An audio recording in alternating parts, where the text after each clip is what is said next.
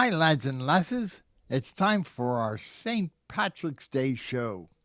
To celebrate, we're going to be talking about all things Irish. You mean like me? I'm 100% Irish descent or 100 proof. Well, yes, and that's a very interesting story. And that's why we're going to be talking about it today in Rusty's Senior Moment. And let's not forget about our special mystery guest all the way from Adare, Ireland. And this will be a historic moment you won't want to miss. So, may the road rise up to meet ya. It looks like we're on our way. To episode 7 of The Rusty and Jan Show. When the world comes crashing down on us, they're always there, and they're always happy company because they care. Oh, yes, they care. And when you need to take out pain, well, no one else will do. Dial the phone or go on Zoom. Thank God there are friends like you. I said, thank God there are friends like you.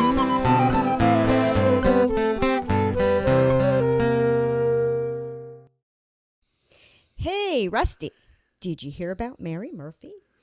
I don't think so. She visited Father O'Grady in tears. Oh, that seems such a shame.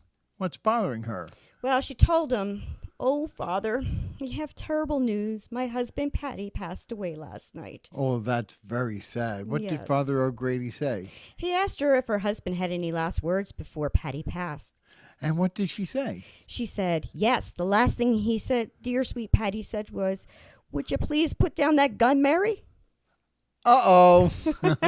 You're so funny, Jan. But did you hear about Father Callahan? No, what happened? Well, I heard that while he was driving along a country road, a policeman pulled him over. He immediately smelled alcohol on Father Callahan's breath and noticed an empty wine bottle in the car. Father Callahan? I don't believe it. What happened next? Well, the policeman asked him if he might have had a touch of liquor that day, and Father Callahan appeared shocked and replied that he had just been drinking only water. Oh dear, then what happened? The cop asked, "Then can you tell me why I'm smelling wine on your breath?"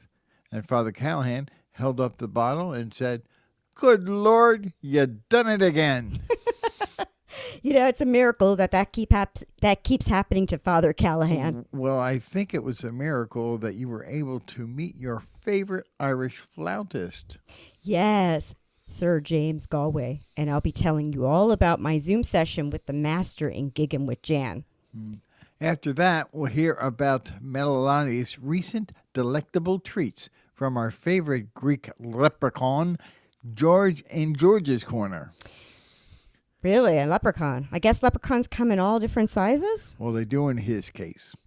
And I'll be genealogically traveling back to my own Irish heritage in Rusty's senior moment. And so far, there's no evidence that I'm even remotely related to Cromwell. But before we get started, we'd like to play you Rusty's favorite Irish lullaby. Yes, my very first memory in life was being rocked by my grandmother in her arms as she sang Tura Lura Lura. Oh, that's so sweet. Isn't that sweet?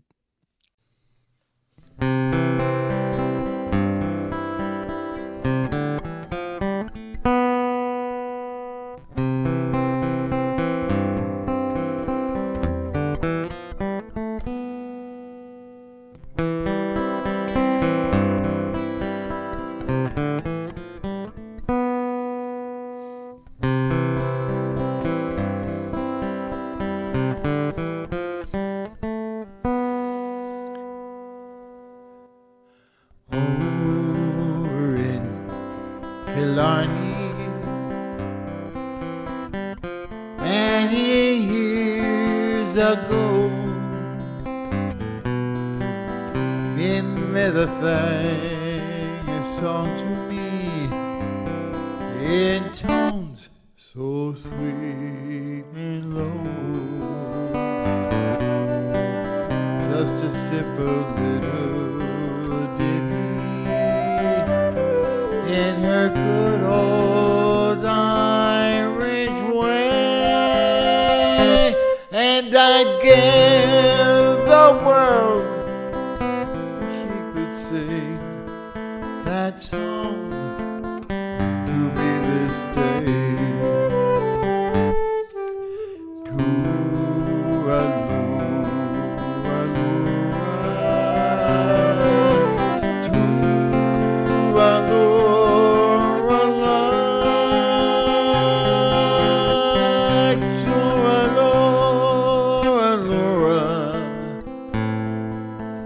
Hush, now don't you cry.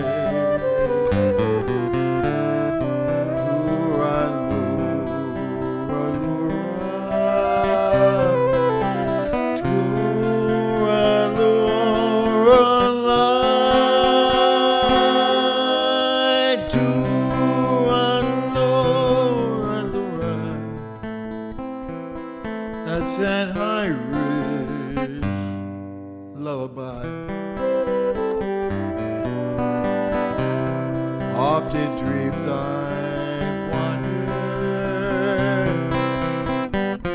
to that cot again.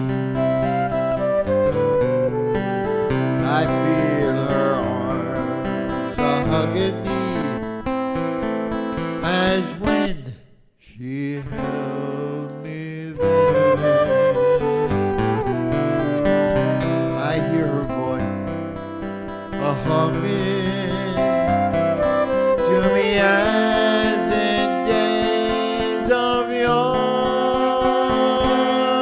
when she used to rock me fast asleep outside that cabin door.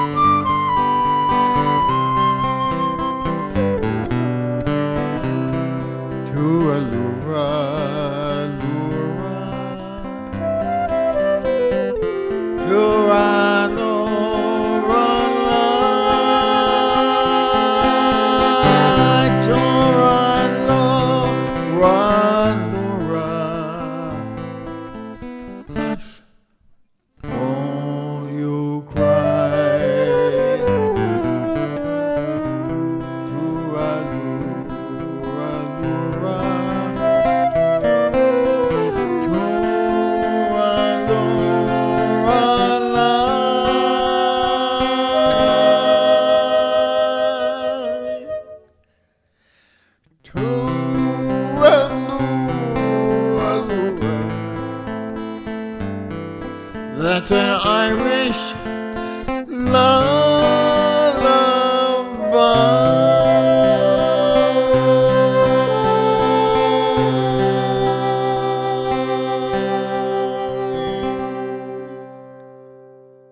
And now it's time for Gigging with Jan.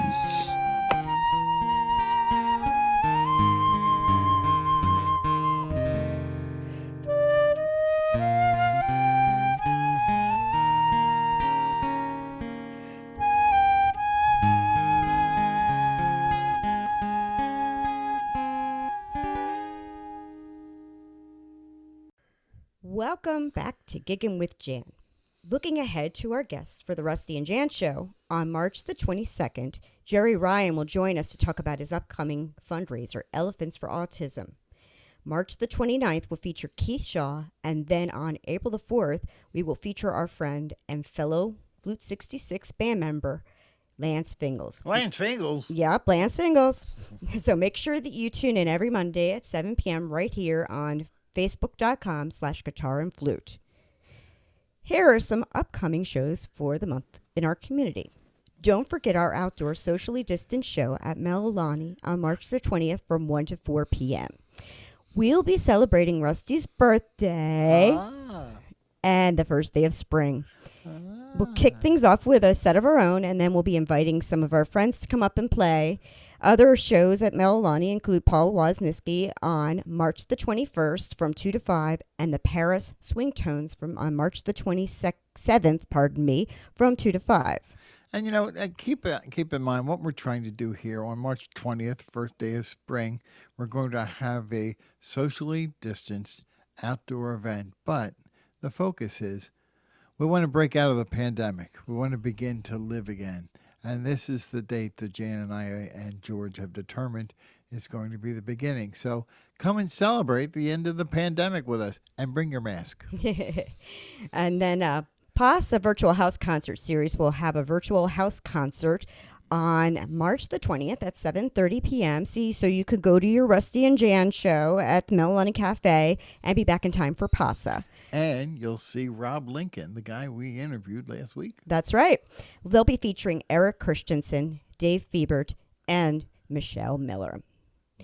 I previously mentioned Elephants for Autism. It's an online fundraiser benefit for Sprouting Connections.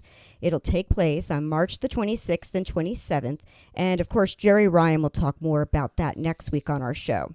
The concert will feature hours of live stream music by many area artists, including Rusty and Jan, Lance Fingles, and Keith Shaw. And we hope you will tune in to watch and support this very worthy cause. Please. In other community news, Melalani Cafe is looking for musicians to perform outdoor socially distanced shows starting in April. We want to fill up the spring calendar, so if you're interested in playing on a Saturday or a Sunday afternoon, let me know in comments or by private messaging me. Last week I mentioned Lisa Jeanette's new album, Jellyfish on the Moon. Oh. Well, since then I received my copy, and it completely blew me away. And Rusty, too. Absolutely. Very well produced, very well performed. So I absolutely recommend that you purchase it at her website, lisajeanette.com. Just fun to listen to. Like I haven't had an album in a long time. Absolutely. And then make sure you also check out Ray Naylor's show, The Philly Folk Scene. Ray has always been a wonderful interviewer, and he creates top quality shows. You can hear it live on phillycam.com/listen or by going to WPPM 106.5 every Thursday from 3 to 5. And I should tell you that Ray has always been an inspiration to me and always a lot of help to Rusty and Jan. And I hope to have him on this show one day so that we can truly expose him for the contributor to folk music that he's been for many, many years. Absolutely. So, Jan, rumor has it you were able to meet Sir James Galway. Yes, and it was a lifelong dream, even though it was only on Zoom. Well, what was it like? They had 4 performers being critiqued by the master himself. And as I understand, you were able to observe and audit this session? What was the experience like seeing Sir Galway after following him for so many years? It was surreal. I've been listening to his music since I started playing flute as a young girl, and he's been a major influence in my playing. When I first heard him play, I realized that there was something special about the way he played. While his classically trained expertise is unmistakable, his playful Irish spirit always set him apart from other professional flautists. And his music affected the type of music that you play today? Absolutely. The first time I heard Bach's Suite in B minor, it was from a Galway recording, and it is one of my favorites to this day. And I've heard many versions of Danny Boy, of course, throughout my Irish Catholic life. His was the most expressive, meditative, and heartfelt rendition. Do you think the pandemic created this unlikely opportunity for you and made it affordable to have this experience with one of your heroes? Yes. And I almost felt guilty paying just $35 for a 3.5 hour session with a professional of his caliber. Well, that brings up something. So, would you encourage your audience to seek out virtual opportunities with their idols? Oh, absolutely. As a result of the pandemic, I did some research and found a whole bunch of professional flutists giving master classes on Zoom for little or sometimes even no money. And that doesn't even count YouTube. So, once again, it comes back down to how well we live our lives in this situation. It depends on our ability to adapt and to seek opportunity, even if it's in new, unfamiliar places. So, what did you take away from this experience? Well, one thing that he kept talking about was the 10 times rule. In other words, when you come across a difficult passage of music, you play it 10 times in a row, and as a result, you'll learn it. Not three, not five, literally 10 times in a row. And I got to tell you, he must have said it at least 10 times during that 3.5 hour session. What? Yeah, very good. Other than that, I learned some tips for phrasing, tone production, and ways to get around difficult fingering passages and that sort of thing. So, if I want you to memorize something I tell you, you have to repeat it back 10 times? Absolutely. That's what it seems like. And it goes for you too. Oh, well, that won't work. So, how would other fluists find information on attending this masterclass? You can find it on his website, galwayfluteacademy.com. Try it. You won't be disappointed. And now a word from our sponsor, Melanie Cafe. It's time for George's Corner.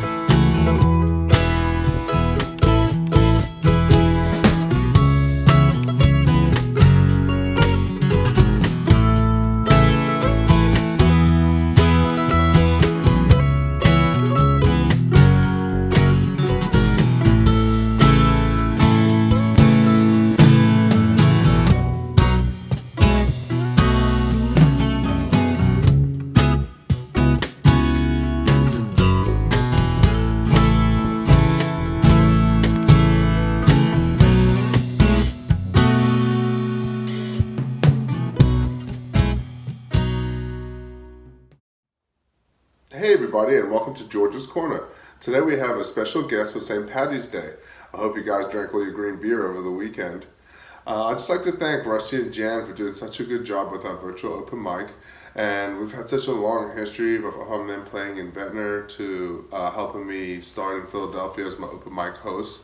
And one of the best parts of hosting an open mic is seeing individuals come and grow, from playing for the first time in front of people.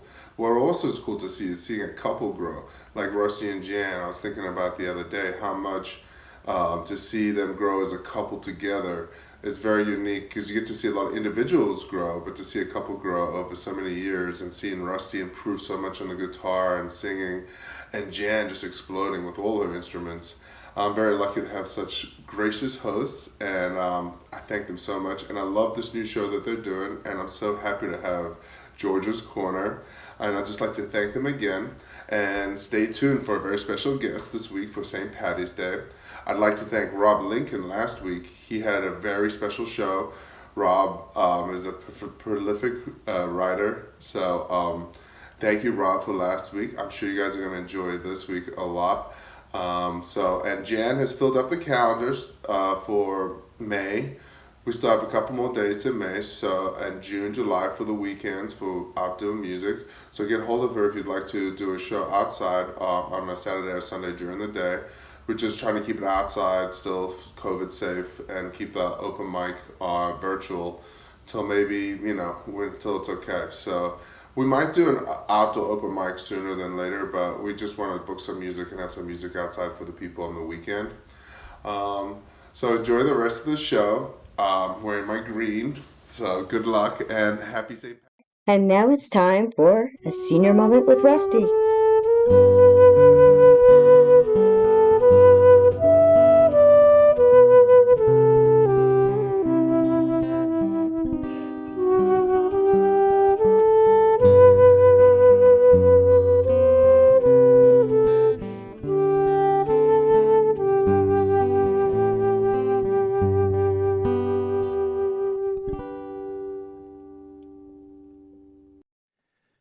So, Rusty, do people know that you are of 100% Irish descent? Well, it's kind of an interesting story. I found out that that is actually the case. But also, when we were in Adare, Ireland, I went to this little booth that a woman inside said that she could say what part of Ireland you were from based upon your last name. When I gave her my name, Crowell, I was a little concerned about the whole Cromwell thing, but I told her Crowell, and she said, "That's not Irish, that's English." I was more concerned.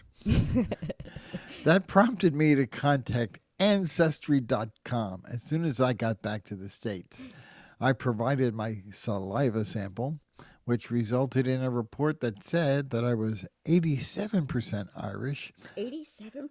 87, which I was That's pretty happy. good. You That's know, pretty good. after the Cromwell incident, I was pleased. You know, so 87% Irish, as well as about 2% in English, some Scandinavian, and obviously 1% Asian. I don't understand why he doesn't like Chinese food more. Exactly. Well, anyhow, a few years ago, I received an updated report from Ancestry stating that I was actually 100% Irish. I think the bigger sample they get, the more accurate they are with their findings. That's what I think. Yeah. But I also realized that my ancestors were Ulster Presbyterians or Scotch Irish. Wow.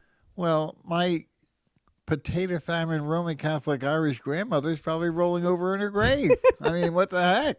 So, well, anyhow, the other side of the story is that my father spent his life trying to find traces and genealogical evidence of his grandfather that disappeared when he was a young child. His father provided little or no information about him, and my father was never able to find any trace of him.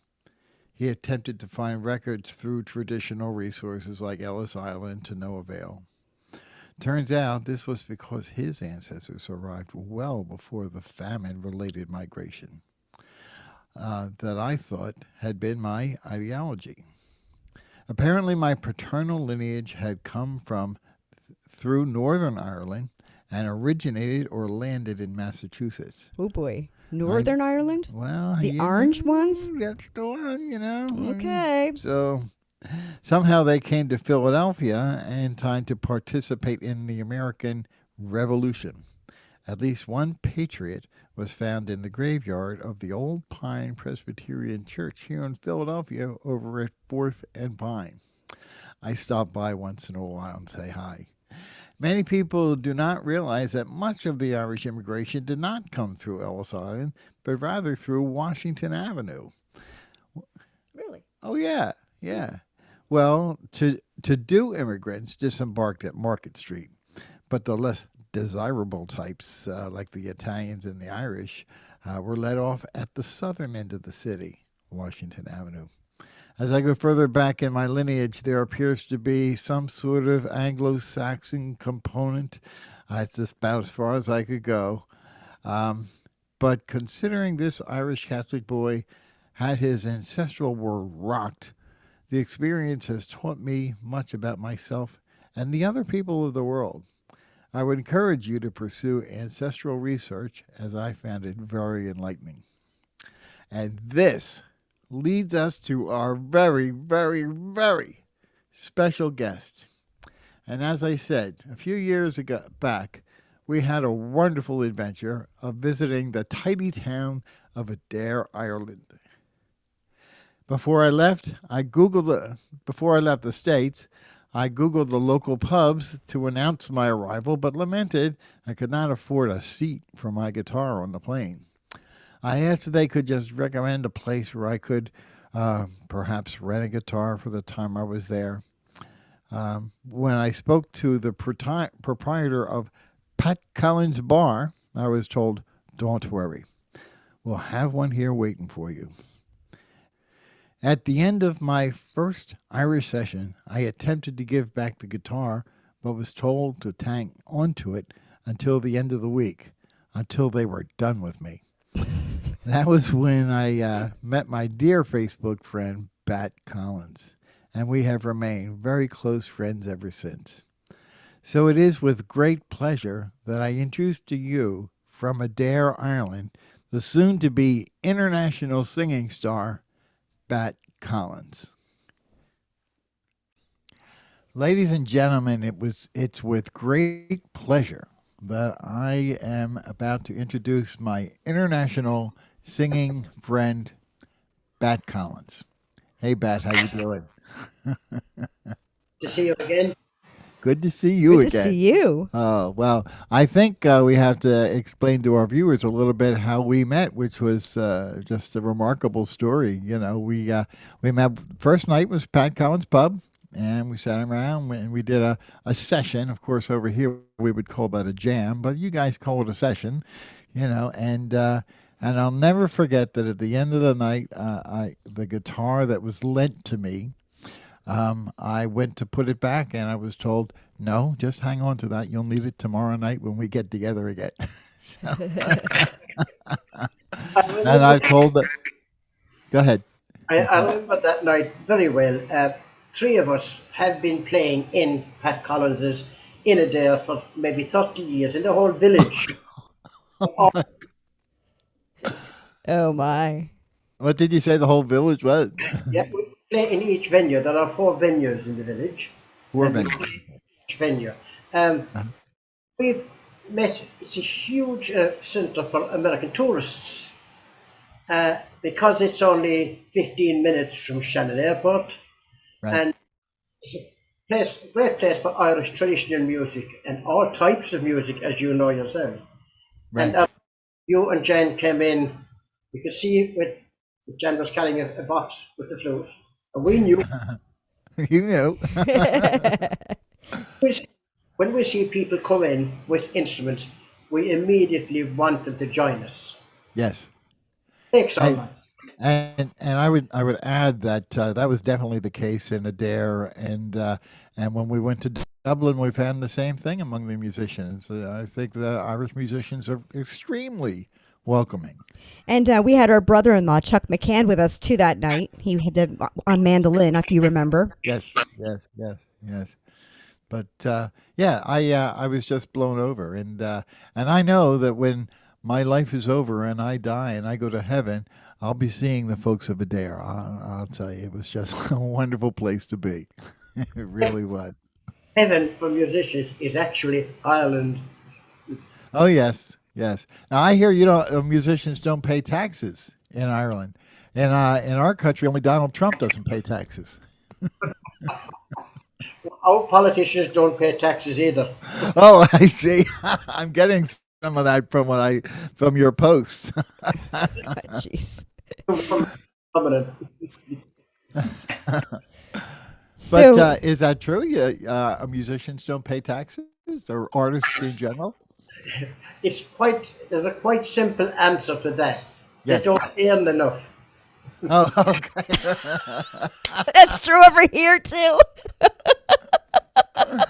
Oh, yes. There we go. Yes, what do they say? There's hundreds of dollars to be made in folk music. Yes, exactly.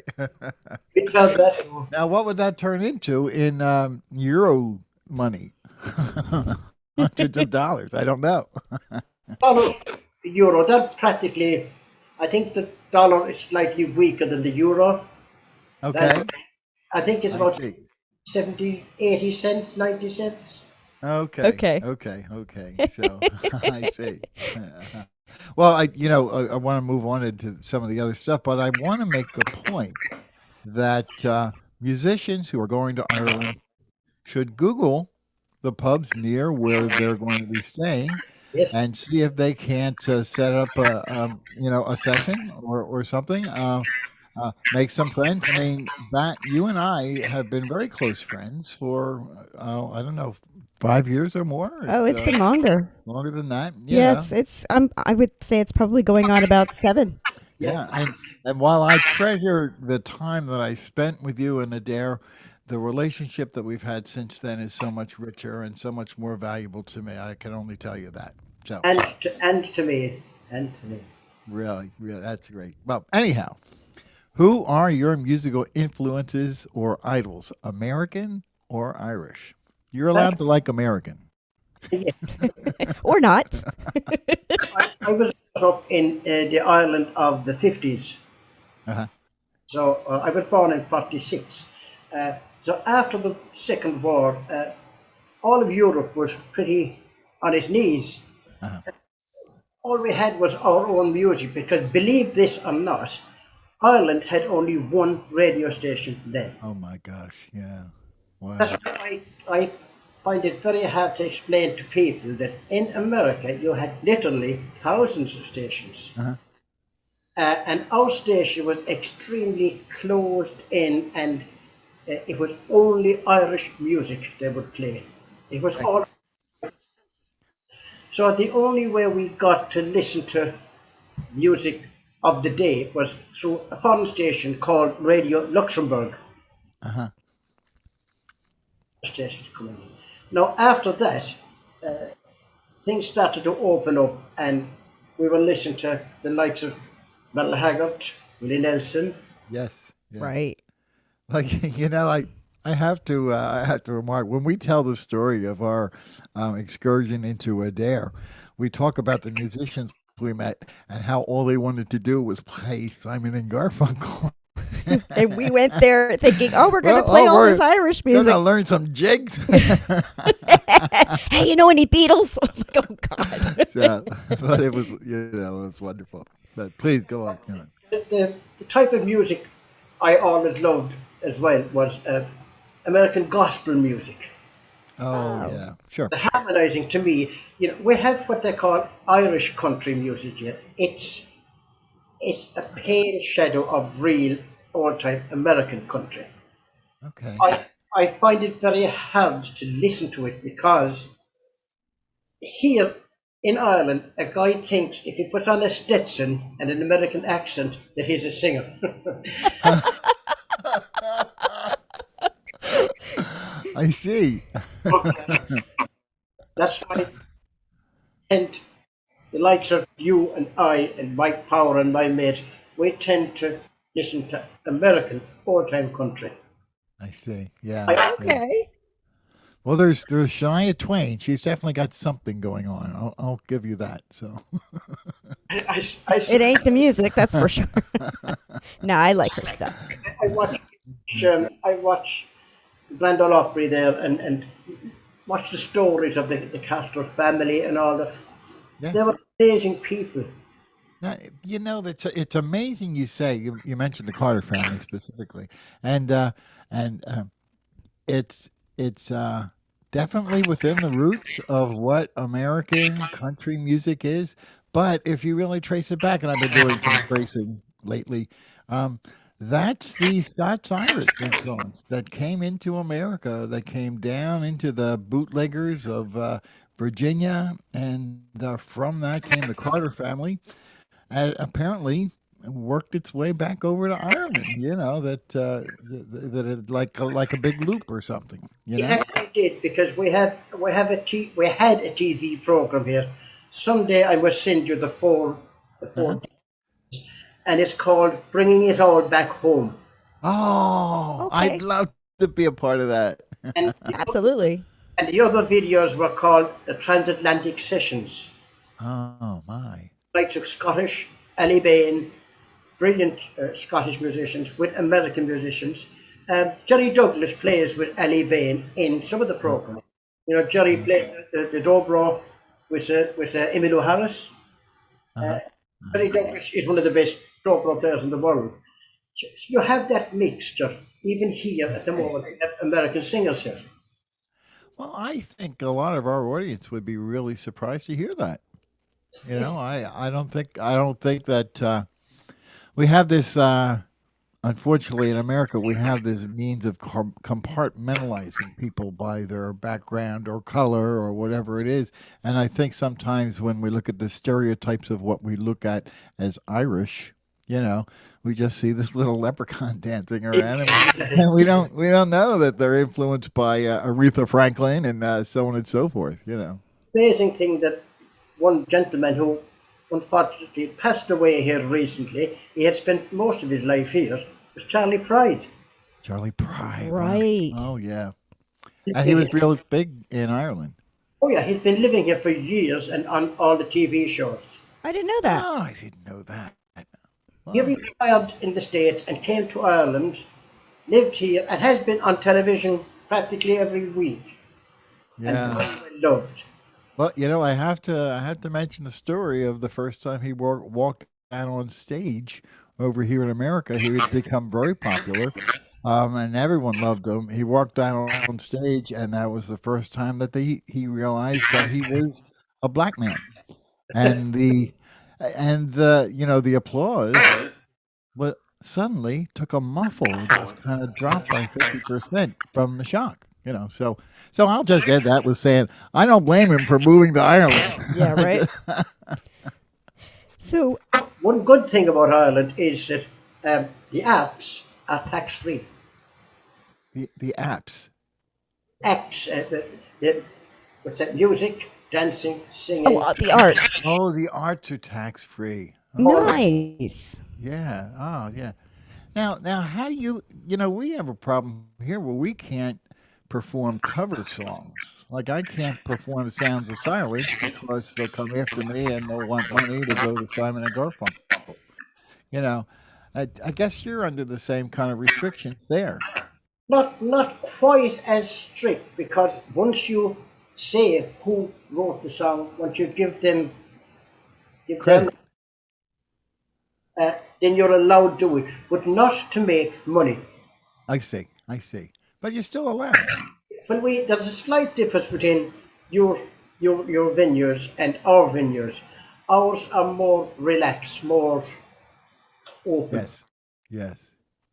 Okay, she's nudging me. So no, the reason why Go is ahead. is because when you talk while he's talking, it cuts out his. Okay, So just be careful of that. we're still learning. So Okay. if you what is your dream venue? If you could play anywhere in Ireland, where would it be? Or here. We're here. Yeah, yeah. No, if it was in America, it would be the Grand Ole Opry. Ah. In Wow. Ireland, well, there are quite a lot of venues, but two major venues. One of them was called the Point Depot in Dublin. It's on the it is where I actually saw Matt Knopfler and Emmylou Harris perform. Oh wow. You'll find it on YouTube. Um, it's a fantastic place. The acoustics are amazing. Uh, the other place is in Killarney. It's the INEC in Killarney. It's a huge, huge venue. And I saw Willie Nelson and friends there. But there's one thing that we didn't really get into. We don't. How did you get started into music, and what did you do for a living for so many years? Who are you? I started in music at 11 Uh-huh. in the local brass band. I see. Oh, okay. Had been dormant for almost half a century. And a local orchestral leader, he started it up, taught us how to read music. They got an ex-army man to teach us how to march, and I played a euphonium. I see. Very My interesting. one brother played saxophone and tuba, and the other brother played trombone. So you had your own little brass band. Yeah, we started the brass band, and after that, well, uh, when I became much older, I became a carpenter, and that's what I spent my life as. I see. Maintenance, in a company maintenance. But the music stayed always. In the 60s, there was a strange phenomenon here in Ireland called the show band era. you would have a band of maybe 6 to 8 people. So we covered a lot of people, a lot of singers. But our band, when we started the band, my brother Paddy, late brother, was playing saxophone. I was playing bass guitar. My brother Mike was playing trombone. We had lead rhythm guitar, and as I said, I was on bass, and we had a drummer and a singer. So you had an 8 piece band. We kept that going for maybe 6 years, played all over the country. Then when that phenomenon started to ease down, we went into folk groups. So the three of us, 3 brothers, had a folk group. And then that's the way it had kept going. When all those things changed, the pubs came in, and the pub music and the pub venues. So you had venues in, we hadn't those many years ago. In our town, one pub started music, and that was the first pub ever to have live music in Ireland. Oh my God! I would have thought it went back well before that. So they would have been not as organised. Okay. The music was always there, but mostly in the houses. Uh-huh. Or you'd have Cayley bands in dance halls, but you didn't have the pub venue. You didn't have the bar rooms. I see. Well, I hear there's a venue over here in America called the Meloline Cafe that would love to have you come and play there Absolutely. anytime. And I do the booking, so. We keep find. So what do you think like I'm telling you right off the bat, Americans will be so surprised by so many of the things that you have told us already about music in Ireland. But what do you think we're missing? What is it that Americans need to know about authentic Irish music and music in general in Ireland? Uh, to us, music is part of our lives. I was brought up steeped in music. My parents were also. My father was a flautist. My mum was a singer. Uh, Music is part of Irish life. It's built into the families. Almost every family has a musician. My granddaughters are guitarists, they're pianists, singers, granddaughters and grandsons. It's part of Irish life. And I think what we love to see is when you people come and visit us, that's why we love you to come in and play music with us, because music is almost like a conversation with us. Absolutely. Wow. A young girl asked Albert Einstein, the physicist. She once asked him, what was music? And I'll always think of what he said. It was an amazing statement. He said, music is the voices of our forebears coming down through time. Oh, wow. The most amazing. Well, I think perhaps that is one of the things that connects us, whether it be genetically or otherwise. Much of my early life as a child, I remember standing around a piano with all of my family and singing songs. You know, some of them came from Ireland because that's what we came from. Same here in my family. My father was Irish. They came from Cork, and his family was very musical. So But unfortunately, I'll have to say that with the diversity of America and the influences of many other cultures, that I think on some level we've lost that and we've become homogenized Americans. And perhaps we're missing out on something that we used to have. See, I think it's not really missing. It's America is so huge. Uh, It's people in Europe don't understand the actual size of America. It's when I read the books, a lot of books written by a guy there, he's long dead now, Louis L'Amour. He wrote a lot of, yes, the cowboy guy. one of the things he said, uh, this was before computers, I had my own library of books, but I had him say that his research library was 2,500 books. And one point he always made, if he mentioned a stream or river or anything, it was there because he visited it. I read his book, it's only explained to me the vastness of what the people who started out with their covered wagons, the vastness of the country. We don't understand that. Our country is a little bit smaller than Maine. Okay, Smaller I than, see. smaller I never than thought of that, but yeah. Yeah. Well, Maine. you don't think of it in a way because the presence in the world, as it was affected by the British Isles, is as big as America. I mean, it's bigger right, in many ways because of colonization and the like. So the cultural influence is equal to America, I think. It is simply because of the spread from Europe to America. It Europe opened up America in such a way that it changed the whole world. Yeah, yeah, Right. that's true.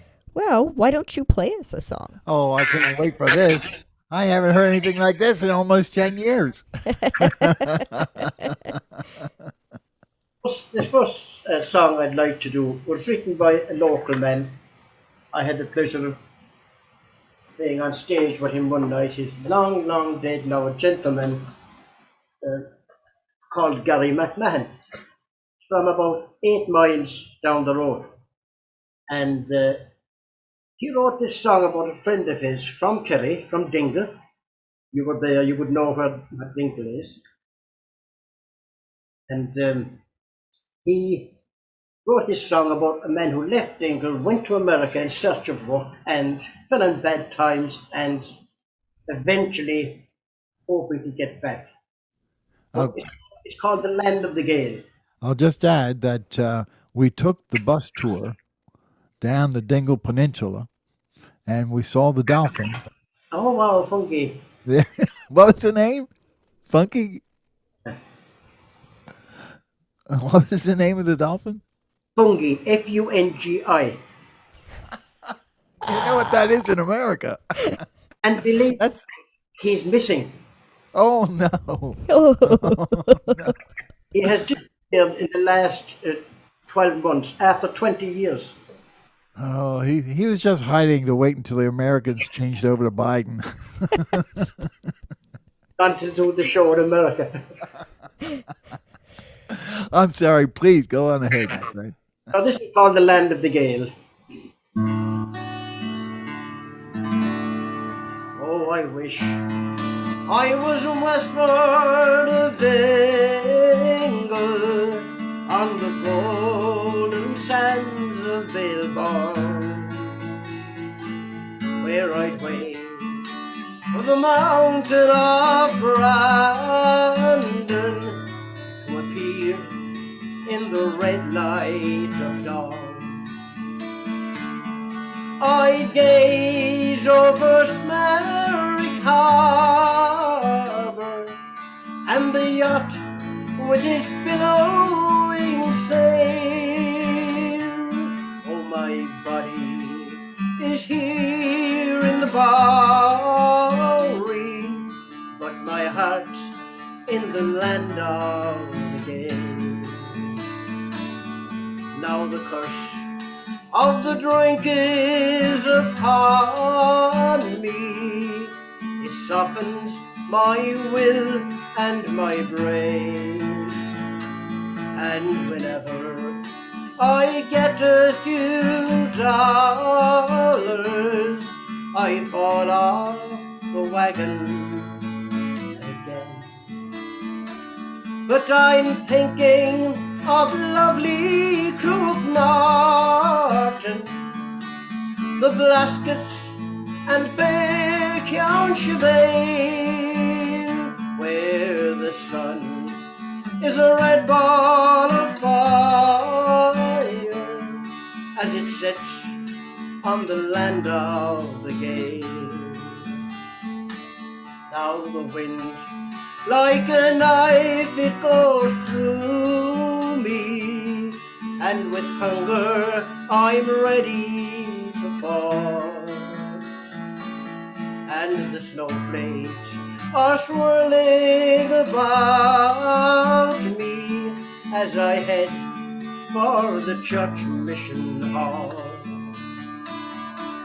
But I hear the sweet song of the skylark, and I list for the Calusac wave as they call to me over the ocean to come back to the land of the gay. For it's 50 long years since I left there, a young man still in my teens. Did you ever go back now, you ask me? I go back every night in my dreams. For the call of the homeland is powerful, and I'm certain this time I'll not fail. Then I'll hear my own tongue, and again I'll be young when I'm back in the land of the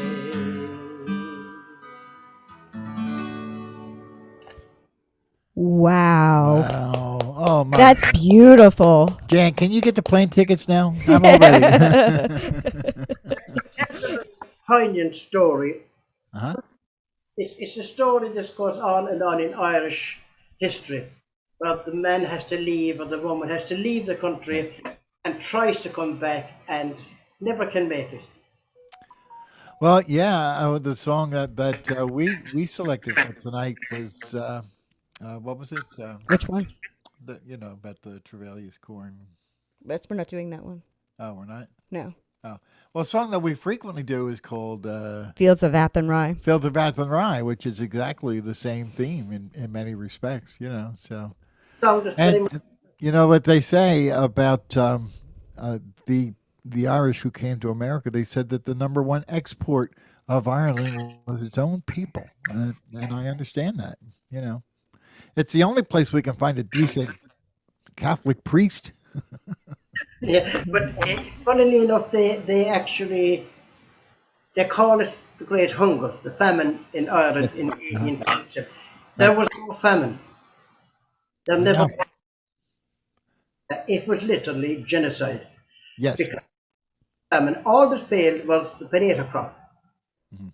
And yes, the British government, which then ruled us, we were part of the empire then, Mhm. they still shipped out grain, cattle, literally everything, while people starved. The Choctaw Indians sent us $160.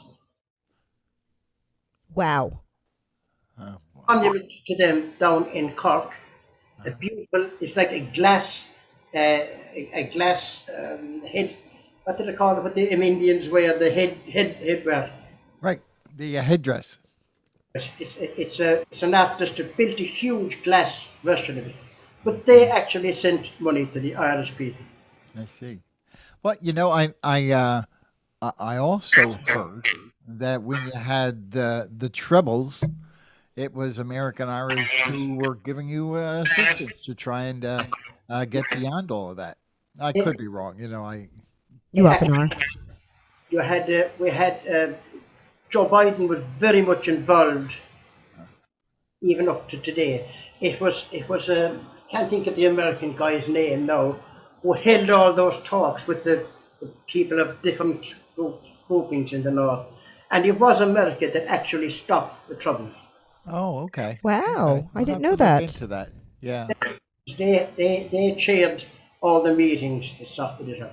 Yes, yes. And now we have our own troubles, but never mind. But not anymore. Not anymore. Yes. We won't go into that. Well, you were telling me how the people in Ireland were dancing in the street when Joe Biden came in. Yeah, they were. Yeah. You see, all the Irish people, without fail, I say 99% would be Wow. Democrats. They would be Democrats if they lived in America. Send them over. We could use them. So we touched on this question a little before, but what is something that you think American musicians do that is weird? I can't really think of anything weird. As I mentioned before, I think it's the fact that they all wear Stetsons. We're going to have to send him a Stetson. You see, to us, we wouldn't have the music we have without the Americans because it has become such a melting pot now. That nowhere else in the world will you see where Irish music and American music has mixed. Huh. I don't think I realized that even when we were over there. But I don't, that's what we found. right, but I don't think I realized it to that extent. Yeah. But we have a huge amount of talented Americans coming playing with Scottish, Irish, and even Brittany in France. They have a huge Celtic music system there as well. It's a huge mixture, and only in America you will find what it gels. I see. I see. Very interesting. There was one particular man, that Ali Bain I spoke about. He's a fiddle player, fiddler in Scotland, and he went doing a tour to follow the Scottish music through Canada down to the Cumberland Gap area. And he played one night. There was what they'd call, I think, is what you call a barn dance. It was out in the sticks, as you call it. Okay. Uh huh. Uh, It might have been a square dance. Something like that. Okay. But Okay. stage, it was just a huge hall in the middle of the country. When he went on stage, there was a young guy playing the fiddle, and the tune he was playing is a very well-known tune. It's called "The Soldier's Joy." That's what it's called by us. It was the first tune my late brother learned on the fiddle, and this young kid, who was 4 generations removed from Scotland, was playing it. So Ali Bain went up on stage and played it with him, and it had never changed, not even one note. Wow. It's amazing. And it So, down. so Jan, what? So, what's it like to be a gigging musician in Ireland? Uh, it's a good question because we haven't been doing any gigging for 12 No. months. Yeah. That's one of my mates now that you've met. He's having a meeting tomorrow with the Arts Council because an awful lot of the arts have been given money by the government, but the gigging musicians haven't. You know, in other words, you're self-employed, that's your problem, which is very unfair. Yeah. That is unfair. You And know, it's unusual, but we in the pandemic we got a response from the government saying that if you were a gigging musician, if you could document that, then we were available for the stimulus package, which they're talking about now. But there was some attempt, which kind of surprised It me. was a grant, actually. It wasn't anything to do with the Well, stimulus. that's something the same here, but the criteria to get onto that is so ridiculous. You know, they'll handle the big guys, the big artists, but the small guy in the village street, he's not going to get money. Right, right, right. So, well, the next question is, who do I need to contact so that I can find a venue that would book Rusty and Jan and pay for our airfare and lodging? Looking at him. That's it. When I win the lottery, I'll bring you over. Okay, Right, okay, okay. that's good. And I'll do the same with you, my friend. So, So, from your point of view, what are some cultural differences between American and Irish music?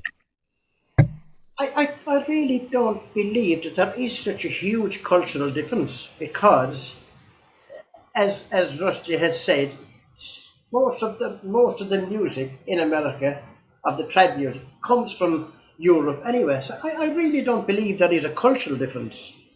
There is a there is a separation where, as I said before, you have so much eclectic styles of music there. We have only two. We have our own trad music, and we copy yours. Well, that gives you a little bit of a repertoire. Well, we pondered that question, and after my experience with you, I also find there really aren't a lot of differences between us. We're very similar in the way we approach life and our values, We're and more alike than not. yeah, yeah, Yeah, exactly. you But see, it's unfortunate. I hope that people who watch this come away with this that we are one world, one family, and we're more alike than people think. and we've only got one life. Yes. Absolutely. Enjoy it. Absolutely. Okay. Well, why don't you, on that note, why don't you take us out with another song? But before you do, Pat, I just want to tell you how precious our relationship with you is, and hopefully we'll always have this. And someday I'm going to be on your doorstep. Oh yeah. I can't imagine a life without going back to Adare. I really can't. So, Thank you so much. And before I finish off with another song, I'd just like to send um, best wishes to a long lost second cousin of mine. My daughter does genealogy, and she has found all my lost relations in the States, Oh, wow. in Pittsburgh. Pittsburgh. Well, Pittsburgh. that's the Okay. same. That's the same state that we're in. Yeah. So, if on her way to Pittsburgh, I have her stop in Philadelphia yeah. before she makes that trip. Well, I believe that she is in Philadelphia. Oh, well, give her our phone number. Evan O'Mara. Her great great granddad was my great great uncle. Oh boy. Oh, wow. Yeah, yeah. Two of my great uncles left America in the late 1800s and were lost, and we found them again. Ah. Now I just had the same thing. My great grandfather disappeared on my father's side. And so my father went looking for him at Ellis Island, where everyone supposedly came in, and couldn't find him. And then he went to his grave, never finding his grandfather. I went on Ancestry and I found him. The deal was he came over in the 1700s, and he didn't come through Ellis Island. So I have now, I can trace my ancestry back to Ireland and perhaps even to Anglo-Saxons. So it's getting really good. Yeah. Found out he's Scotch Irish, too. Yes, yes. Didn't know that. Well, that's where the music came from as well. Yeah, yeah, yeah. Well, I am rusty, so I guess there is a bit of orange in me. Oh, Please my. play, my Play friend. your song. Thank you so much. Thank you so much, my friend. And you too. It's called Bunclody. It's a place in Wexford where actually I believe one of your president's ancestors were born, Ronald Reagan's ancestors.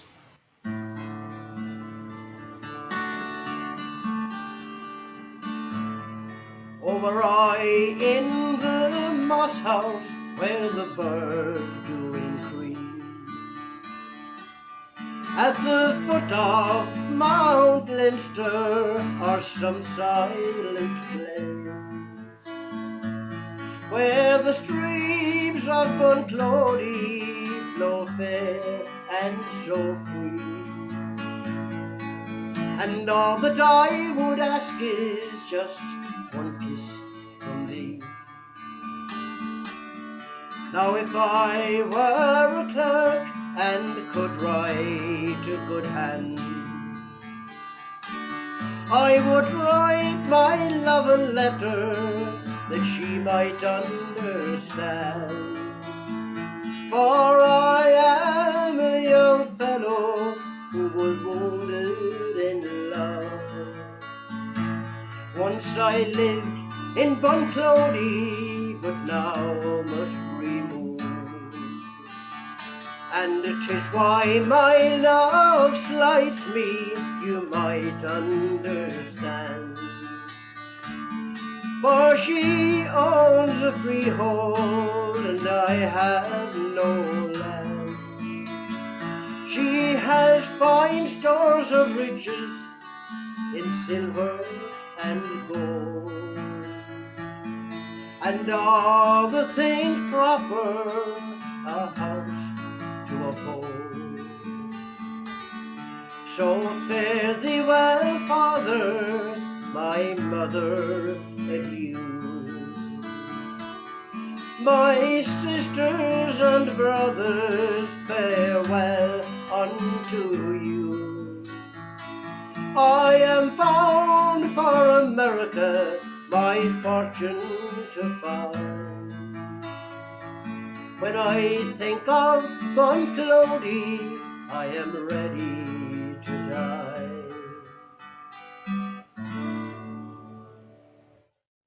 Woo! Yay! Beautiful. That was wonderful. What was the name of that one? Bunclody, it's a town in Wexford, County Wexford, in the eastern part of the country. And Beautiful. Well, Pat, thank you so much for joining us today. sorry, I said thank you so much for joining us today. and you too for having me. It's been fabulous. Oh, yes, yes. All right.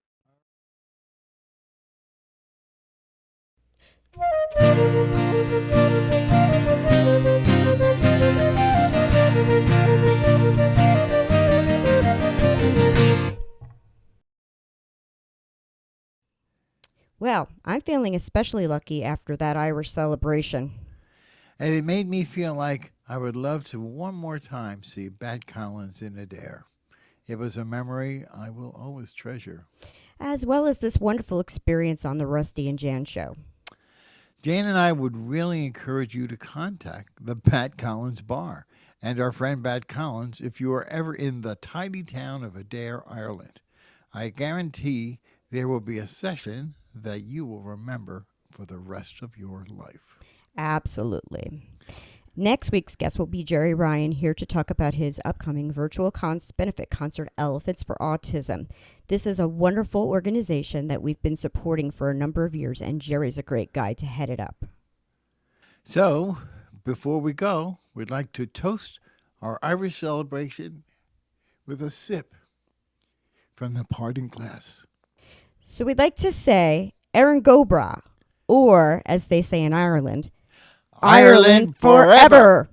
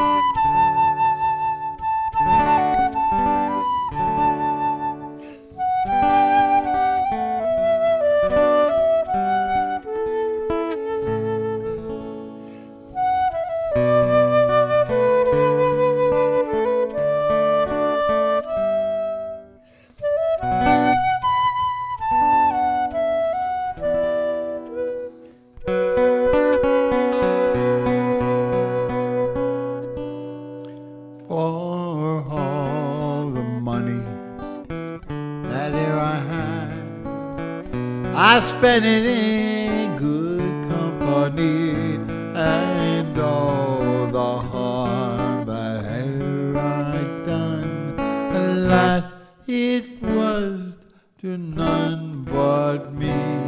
But all I done for all of it, the memory now I can't recall.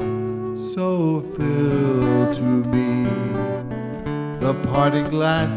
Good night and joy be with you all.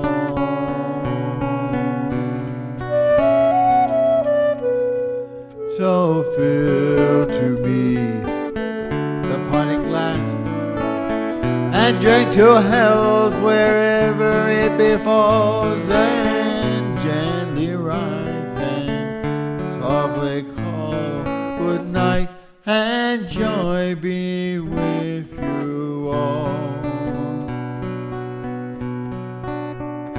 Have all the comrades that ere I had, they are sorry for going away, and all the sweethearts that ere I had, they would wish to me one more day.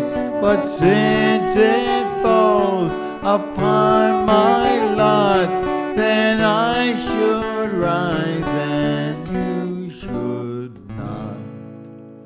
I'll gently rise and softly call good night, and joy be with you all.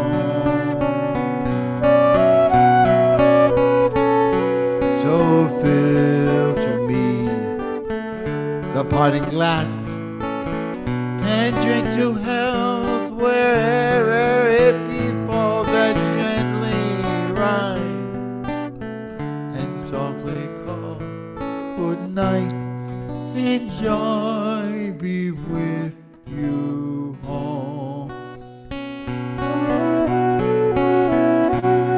Well, a man may drink and not be drunk. A man may fight and not be slain. Well, a man can court a pretty girl and perhaps be welcome back again. But since it was so hard to be, by a time to rise and a time to fall, come fill to me the parting glass. Good night and joy be with you all. So fill to me the parting glass, and drink to health wherever befalls, and gently rise and softly call good night, and joy